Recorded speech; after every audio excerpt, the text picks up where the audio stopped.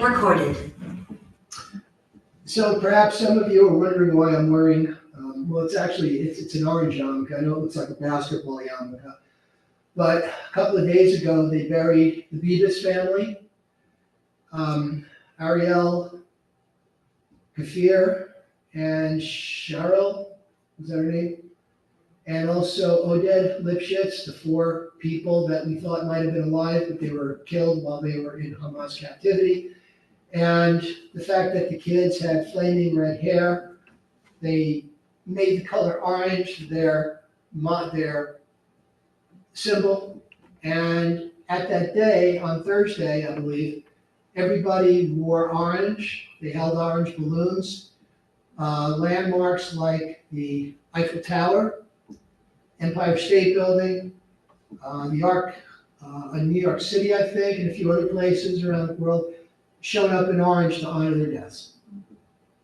So that's why I'm wearing the orange yarmulke, and that's why I got a tie with some orange in it. So I just want to make mention of that. So there have been a lot of talk about what's going on in the Middle East and ceasefire, making peace. So I'm going to give you my recipe for peace, my plan for peace in the Middle East. Now, some of you may not have heard the name, I'm going to try to get this right, Mossab Hassan Youssef. The name may not be familiar to you, but you may have seen him doing talk shows and on news shows. He is the son of one of the top Hamas commanders.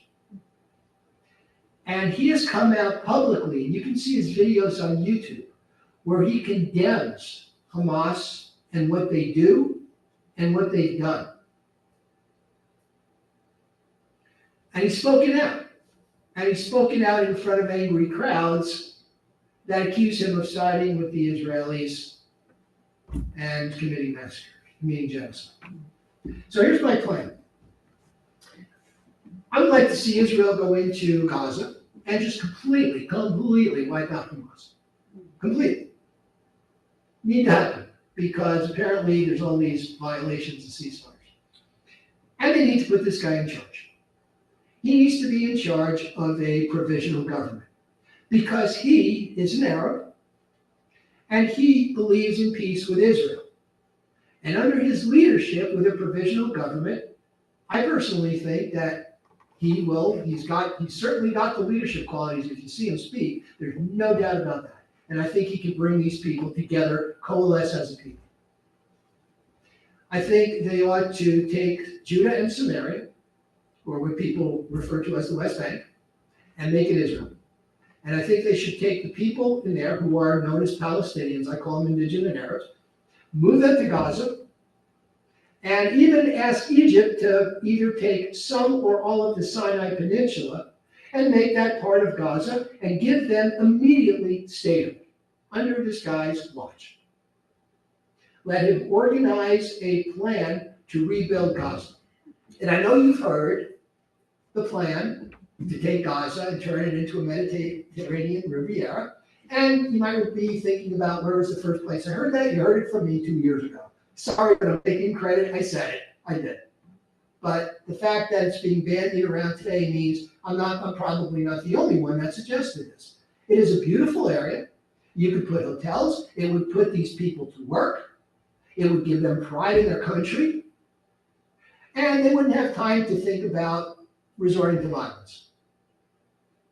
Now, of course, whether Egypt would succeed any part or all of Sinai to them, I don't know. Probably not. I think it's got some oil wells there. But, it's just part of it. Make it big, because it's, there's going to be 5 million people there. You're going to need some area. Now, a lot of that is wilderness. A lot of that is a desert. They can work with the Israelis. The Israelis are beautiful. If you've ever been to Israel, you marvel. You forget that 150 years ago, it was swamp and desert, because it's blooming. They made vegetation bloom in the desert.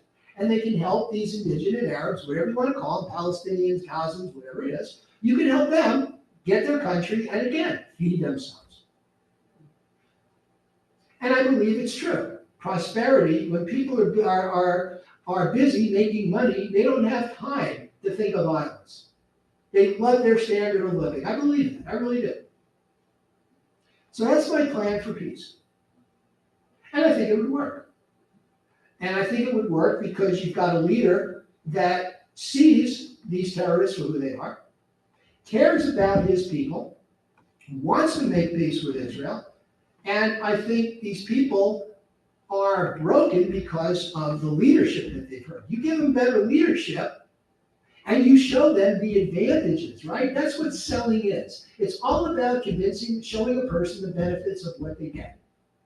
And once they see and experience the benefits of peace, prosperity, things that we Jews absolutely believe in, and success, give them personal and national esteem for who they are and what they are, you will see peace.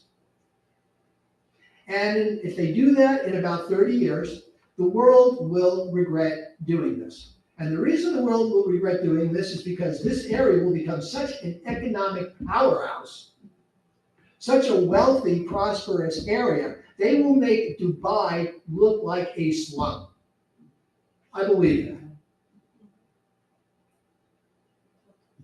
So that is my plan for peace.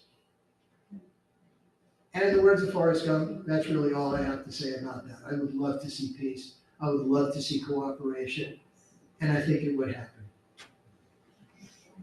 And that's it.